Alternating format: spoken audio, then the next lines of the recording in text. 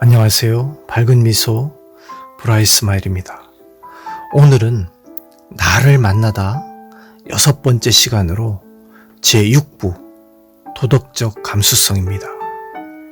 먼저 구독, 좋아요, 알림 설정 부탁드립니다.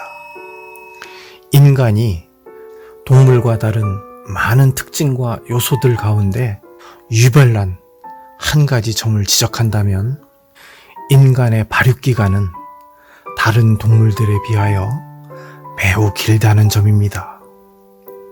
가끔 TV에서 생생하게 비춰주는 동물의 왕국을 보면 들소나 코끼리 등 야생동물들은 태어나면서부터 바로 섭니다.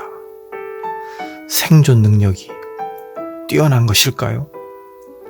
그러나 인간은 걸음마를 하려면 적어도 1년 반 이상의 세월이 걸립니다.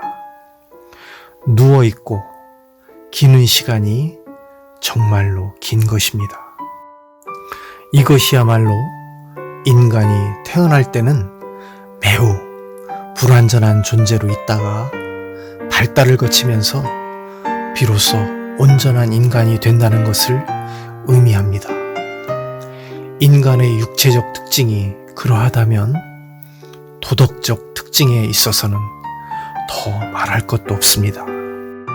도덕적 발달이 성공적일 때 비로소 도덕적으로 성숙한 인간이 될 수 있는 것입니다. 선과 악을 구분하는 능력은 인간이 태어나면서 가지는 생득적 능력이 아니라 학습과 경험을 통해서 배우는 후천적 능력입니다. 오늘날 일부 한국 사회의 여러 사회 병폐의 원인은 선과 악에 대한 감수성이 쇠퇴하고 있는 데서 기인합니다.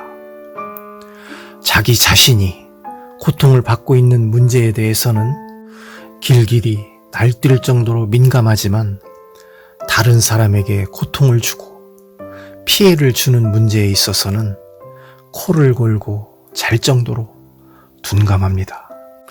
또 다른 사람으로부터 욕을 먹고 명예훼손을 당하면 밤잠을 설칠 정도로 노심초사하지만 자신이 다른 사람을 욕하고 명예를 훼손했을 때는 아무렇지도 않게 밥도 잘 먹고 잠도 잘 잡니다. 남이 받을 고통에 대해서는 아랑곳하지 않습니다. 바로 이것이 도덕적 불감증입니다. 안전 불감증 때문에 불의 사고가 많이 일어난다고 하지만 도덕적 불감증 때문에 우리 사회 일부는 악으로 넘쳐 흐르는 것입니다. 도덕적 불감증의 반대가 도덕적 감수성입니다. 바로 도덕적 감수성의 기초가 남에게 피해를 주는 것이 가장 커다란 악이라는 깨달음입니다. 이런 의미에서 도덕적 감수성의 출발점은 내가 하는 말과 행동, 감정 표현이 남에게 피해를 주지는 않는지, 남의 마음에 상처를 주는 것은 아닌지 자문하며 다른 사람의 심정과 처지를 섬세한 마음으로 헤아릴 줄 아는 데 있습니다. 남에 대한 피해와 상처를 주고도 그에 대한 반성과 의식이 없다면 이것은 남의 아픔을 자신의 아픔과 비슷한 것으로 이해할 수 있는 공감 능력이 부족하다는 증거입니다. 다른 사람의 감정과 입장을 완전히 이해할 수는 없겠으나 적어도 자신의 행동으로 인하여 다른 사람이 고통을 받을 수 있음을 알아챌 정도의 눈치와 감수성을 가진 사람이라면 능히 도덕적 인간이 되는 것입니다. 특히 도덕적 감수성에는 남의 즐거움보다 고통에 대하여 공감할 수 있는 능력이 필수적입니다. 왜 그럴까요? 고통은 도덕적 호소력을 가지고 있기 때문입니다. 우리는 길가에서 엉엉 울음소리를 내며 울고 있는 어린아이의 울음소리를 듣고 그냥 길을 가지 않고 걸음을 멈춥니다. 그리고는 그 어린아이가 왜 우는지 궁금해합니다.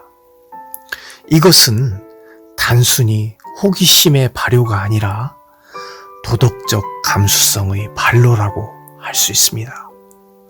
우리는 남이 흘리는 눈물에 대해 무덤덤하지 말아야 하고 그 눈물을 닦아주려고 노력하는 사람이 되어야 합니다. 바로 그럴 때 우리 안에 꿈틀거리는 도덕적 감수성이 작동하는 것입니다. 인간이 인간다운 인간이 되기 위해 필요한 것은 무엇일까요? 사람다운 사람이 되기 위해 가장 필요한 것이 바로 도덕적 감수성입니다.